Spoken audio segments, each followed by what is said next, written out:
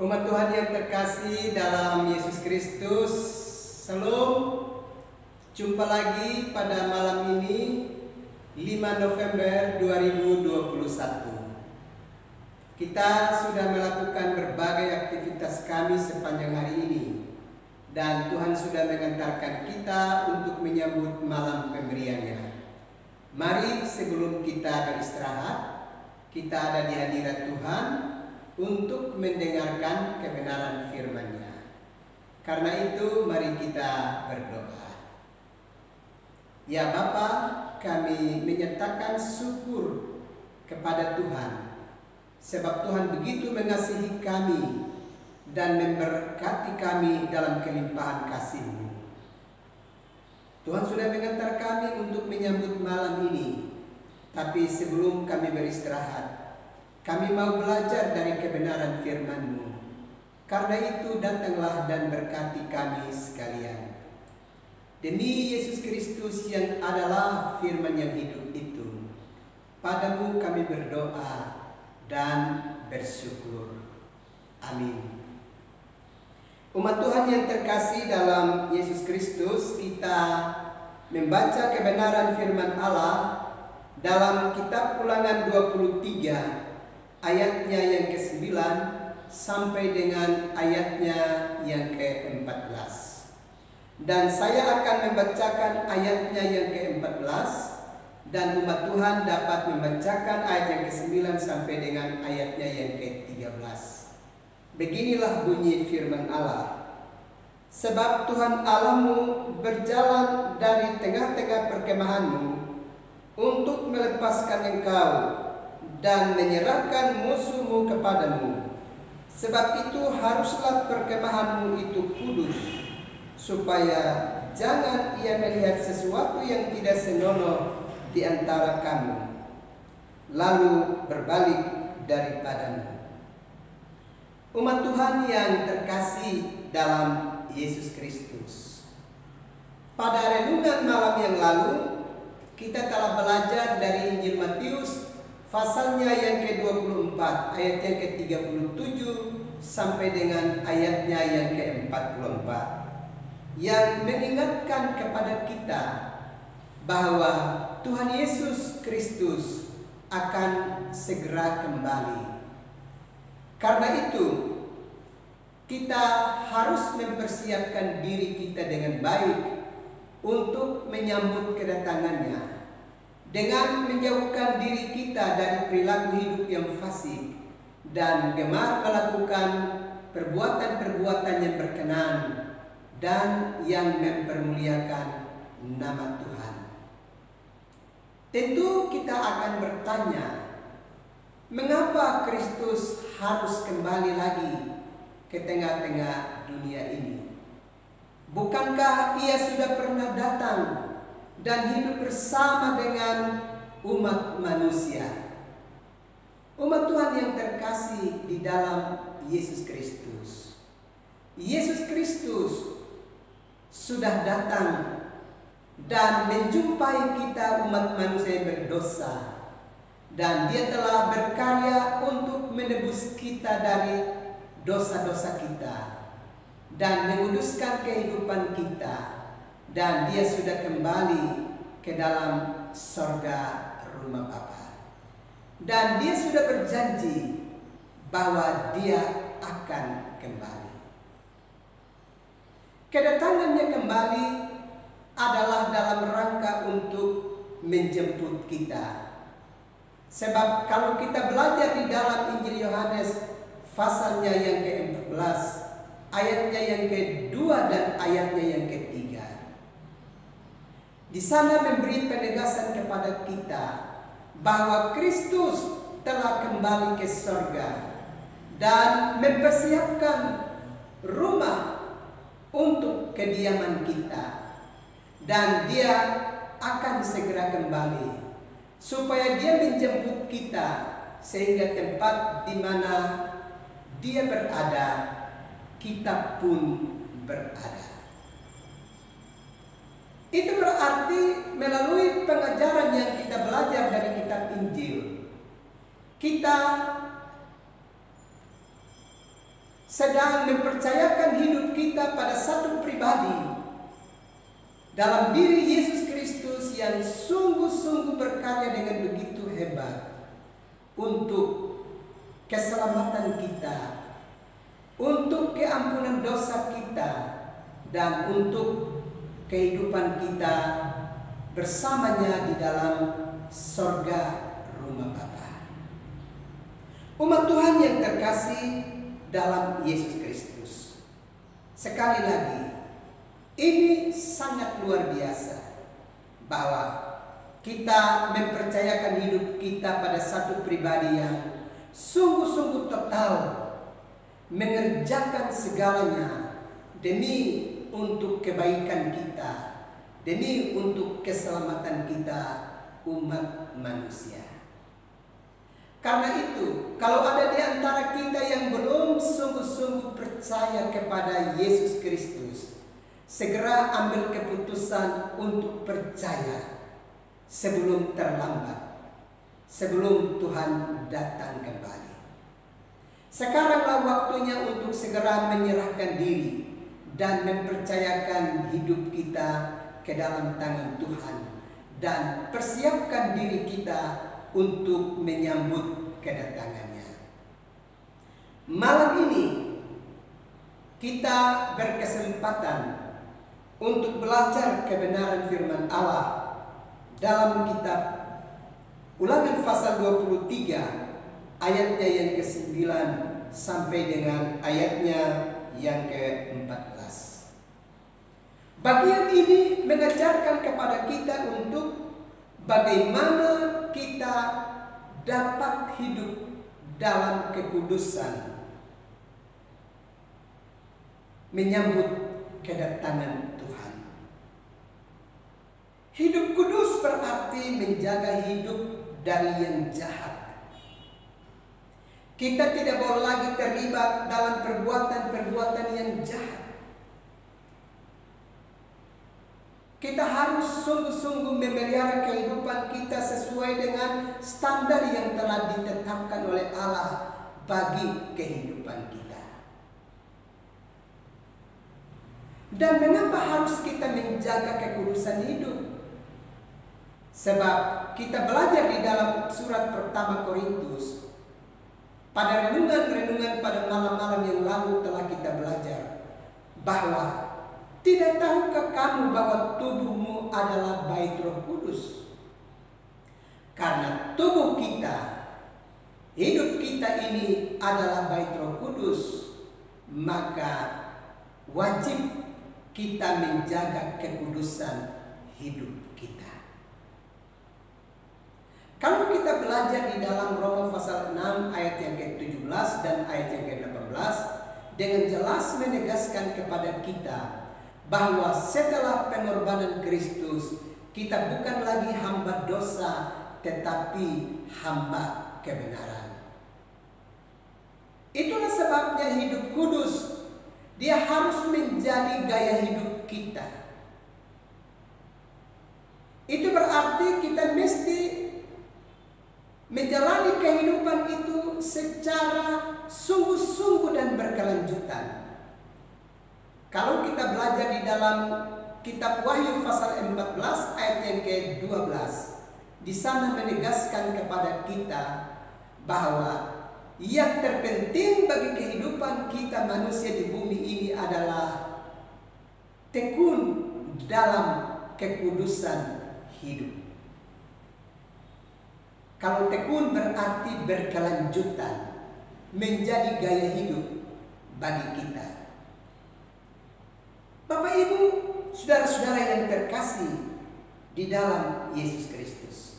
Kembali pada bagian kitab suci yang kita belajar pada malam ini dalam kitab Ulangan. Pasalnya yang ke-23 ayat 9 sampai dengan ayatnya yang ke-14.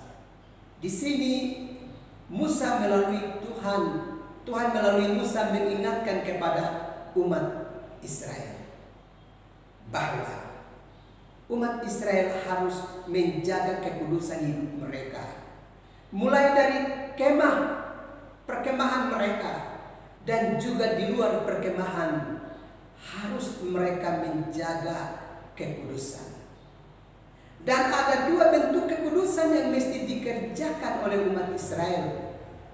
Yaitu yang pertama, bahwa mereka harus membersihkan diri mereka dengan air. Ini tentu kekudusan jasmani. Pentahiran yang mesti dapat mereka lakukan dalam kehidupan mereka. Dan pengudusan diri yang kedua adalah bahwa karena Allah mesti mendatangi dan melewati tempat perkemahan mereka, maka kekudusan hidup mereka secara rohani harus dapat dipersiapkan dengan sungguh-sungguh, sehingga ketika Tuhan melewati tempat perkemahan mereka, Tuhan tidak mendapati ada hal-hal yang tidak senonoh yang membuat Allah meninggalkan kemah pertemuan mereka. Kalau demikian Bapak Ibu saudara-saudara yang terkasih dalam Yesus Kristus, hal kekudusan menjadi sebuah gaya hidup yang mesti dapat dikerjakan secara serius dari setiap orang yang mempercayakan hidupnya ke dalam tangan Tuhan. Bapak Ibu saudara-saudara yang terkasih di dalam Yesus Kristus, kalau kita belajar di dalam kitab suci, maka kita bisa dapat melihat hal-hal apa saja yang bisa dapat kita lakukan, kita perhatikan dalam rangka memelihara kekudusan hidup kita. Kalau kita belajar di dalam pertama Petrus pasalnya yang pertama, ayatnya yang ke-15 sampai dengan ayatnya yang ke-16. Di sana dengan tegas mengingatkan, tetapi hendaklah kamu menjadi kudus di dalam seluruh hidupmu, sama seperti Dia yang kudus yang telah memanggil kamu. Sebab ada tertulis, kuduslah kamu sebab aku kudus. Itu berarti kekudusan hidup merupakan perintah dari Tuhan untuk kita kerjakan, kita jaga, kita lakukan di dalam keseharian hidup kita. Bahkan di dalam Roma pasalnya yang ke-12, ayat yang pertama sampai dengan ayat yang kedua memberi penegasan kepada kita bahwa hidup kudus sebagai persembahan yang berkenan kepada Allah. Bahkan hidup kudus itu adalah tanda kita memiliki ibadah yang sejati kepada Tuhan. Sehingga firman Allah dengan tegas mengingatkan kepada kita bahwa supaya kehidupan kita benar-benar menjadi imamat yang rajani dan bangsa yang kudus, maka hidup kudus itu adalah sebuah prinsip, sebuah bagian yang secara tetap dan wajib untuk dikerjakan di dalam kehidupan kita. Coba kita membuka di dalam Imamat pasalnya yang ke-11, ayatnya yang ke-44, dan kita membacanya di sana. Di sana dengan tegas mengingatkan, sebab akulah Tuhan Allahmu, maka haruslah kamu menguduskan dirimu, sebab aku ini kudus, dan janganlah kamu menajiskan dirimu. Ini adalah perintah dari Allah, sehingga merupakan sebuah kewajiban, sesuatu yang harus dan menjadi ciri bagi kehidupan kita umat percaya di tengah-tengah kehidupan dunia ini. Karena itu, Bapak Ibu saudara-saudara yang terkasih di dalam Yesus Kristus, tentu kita akan bertanya, bagaimana atau apa yang dapat kita kerjakan supaya kita bisa tetap memelihara kekudusan hidup kita. Pertama, kalau kita belajar di dalam Mazmur pasal 119 ayatnya yang ke-9 menegaskan, dengan apakah seorang muda mempertahankan kelakuannya bersih?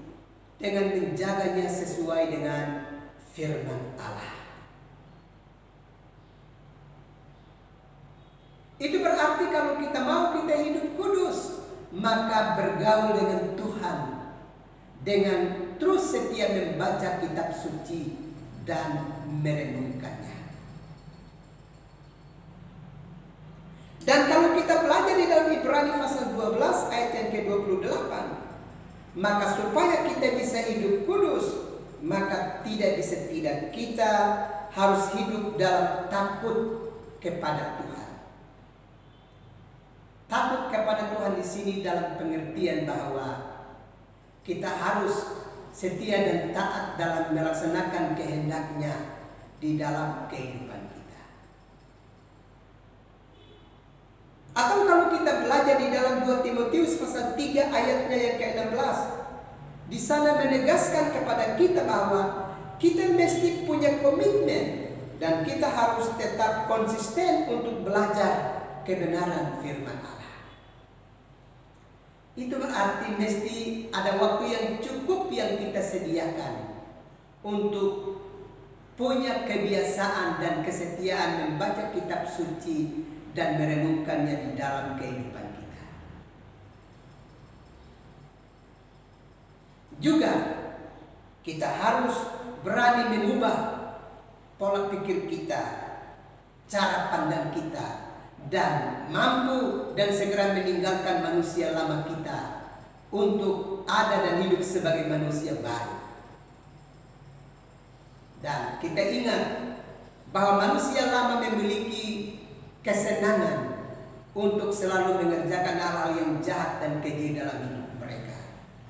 Tapi manusia baru akan selalu hadir dan menghadirkan buah roh di dalam hidupnya.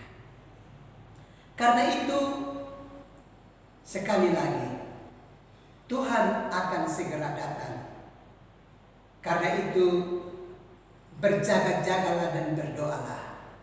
Dan peliharalah kekudusan hidup kita sebagai imamat yang rajani dan bangsa yang kudus di tengah-tengah kehidupan dunia ini.